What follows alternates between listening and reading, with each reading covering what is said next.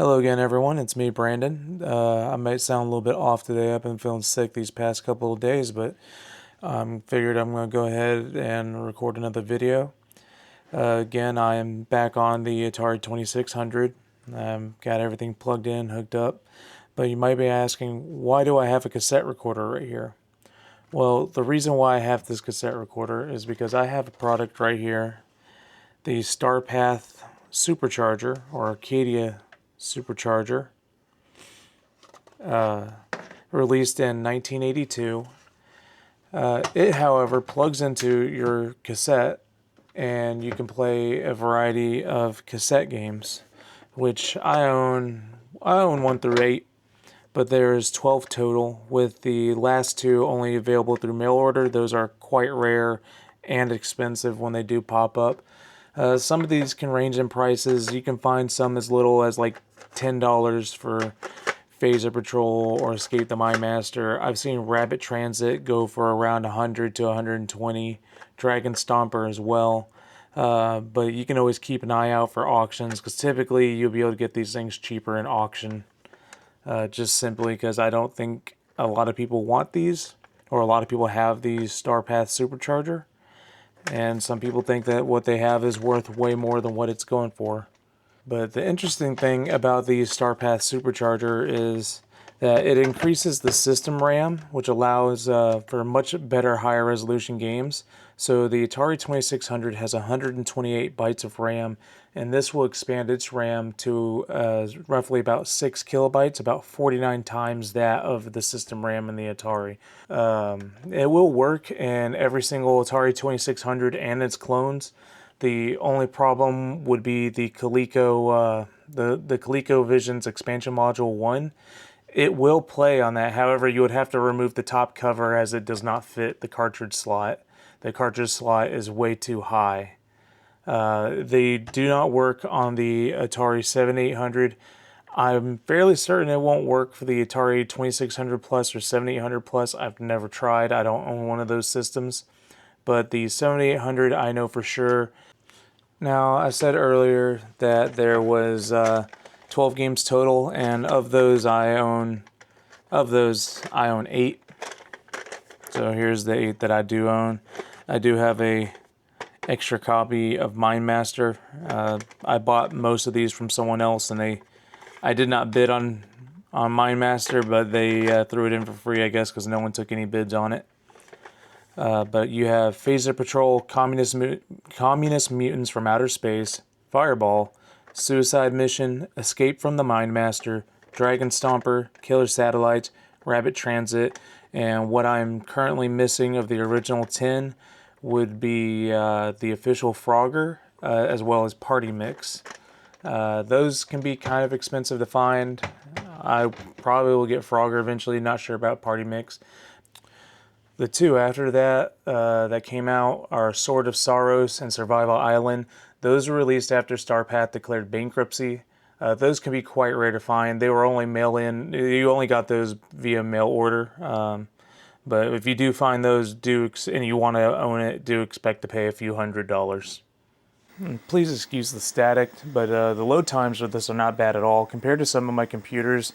Like, for example, trying to load Frogger on my Timex Sinclair 1000 or 1500 takes about 4.5 minutes, or 3.5 minutes for my Timex Sinclair 2068. But you're looking at about 20 seconds whenever it comes to these games. So let's go ahead and power this on. It tells you to rewind tape or hit play. So I already have Phaser Patrol in here, so we're going to go ahead and hit play on my cassette, and we're going to watch it load.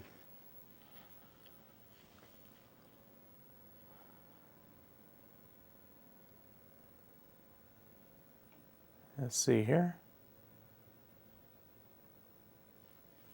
Alright, looks like we got the loading bars. You can hear it, the tone increasing.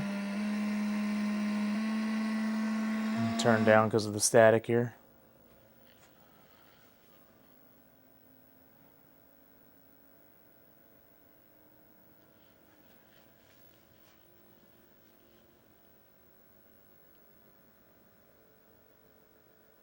And stop tape, it's loaded. So we're going to stop. And we've loaded up the game. And it's just that fast. Or slow compared to anything today or cartridges. But for tapes, this is extremely fast for a tape game. Phaser Patrol was programmed by Dennis Caswell and was a pack-in game for the Supercharger. It's very much like Star Raiders, but instead of using a keypad controller to bring up the map, you can use the difficulty switch. TV color type switch pulls up your shields. At first I could not figure out how to play the game, but after reading the manual online, it's actually quite fun, and I really enjoyed it. It really surprised me. I normally don't really play games like that, but branching out and actually seeing how the gameplay mechanics worked, it was really enjoyable.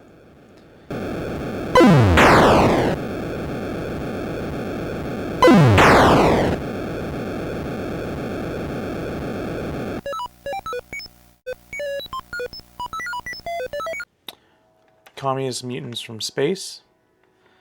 Now this game right here is probably one of my favorites. It's programmed by Stephen H. Landrum, very similar to Galaxian but with added gameplay elements. Players must first clear a gap to shoot the mothership alien to prevent more aliens from spawning to complete the waves. There are many game options when selecting, from the amount of players from 1 to 4, in which players 1 and 3 share the first player's controller, 2 and 4 share the second player's controller, shields, which can be activated giving the player a short period of invincibility, warp, which can slow down time giving the player the ability to shoot their targets more accurately and effectively.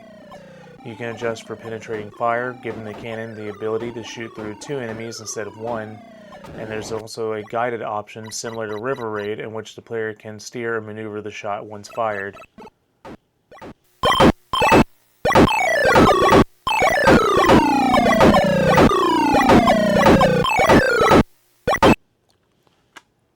Fireball. Fireball was developed in-house by Starpath and is very much their own version of a breakout clone, in which you use the paddle controller and control a jester and keep all balls in play.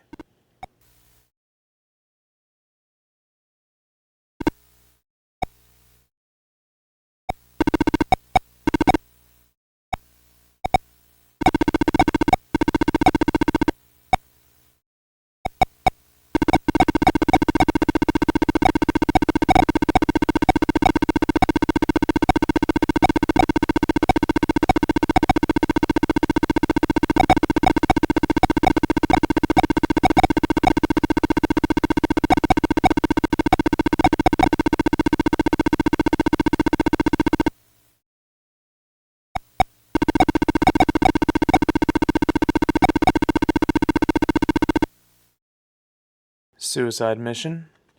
Suicide Mission is their take and clone of Asteroids. As a common thing among these games is that many of these actually seem to be clones, or some of these actually seem to be clones of already popular games established by Atari.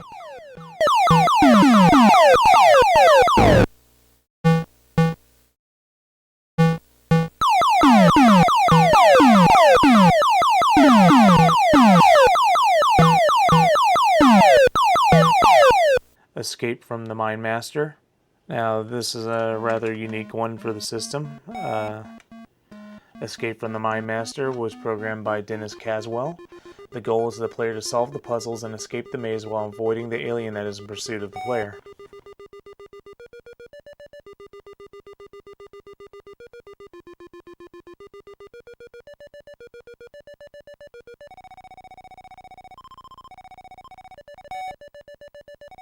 Dragon Stomper.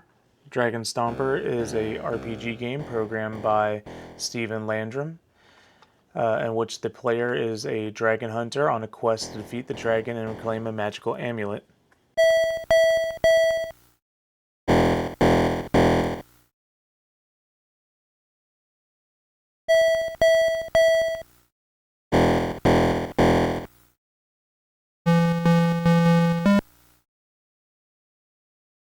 Killer Satellites. Killer Satellites appears to be a clone of Defender, but without the flicker. It's not as chaotic and rather simple, and I do see the potential, but there's much to be desired here gameplay-wise. especially when compared to Defender. Defender, in my opinion, is the better gameplay option, but graphically this is better.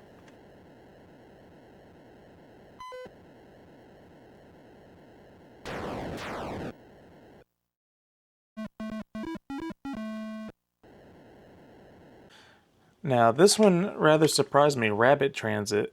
I actually really enjoyed it. I thought I wouldn't like it, but the gameplay elements it uses are taken from Frogger and Cubert, and it's rather enjoyable and increases in difficulty fairly fast. But I really enjoyed the music and the animations you get with it. It's really fun. I highly recommend it.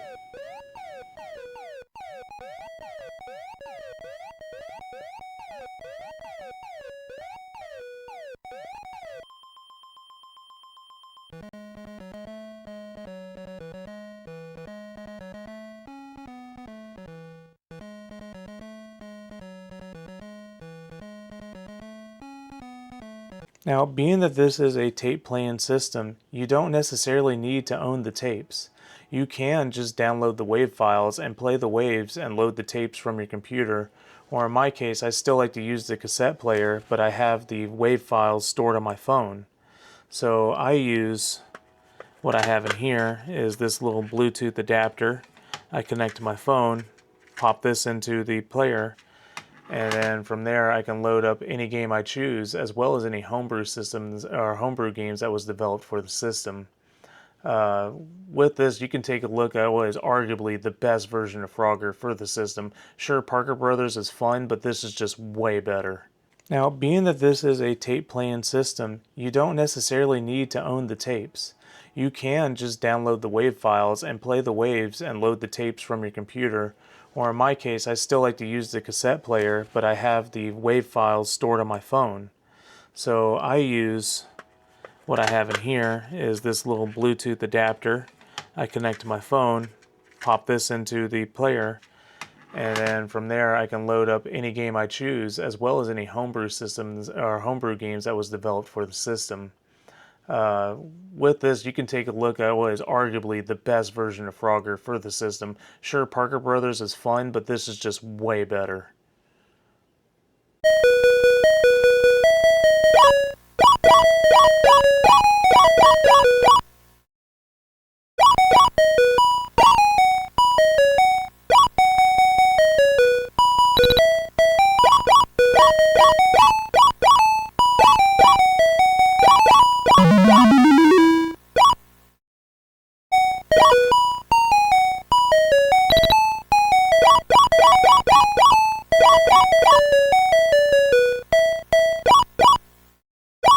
Alright, so that's about all I have for you today, and if you had one of these, just please let me know what was your experience with it, and if you know any homebrew games I can try.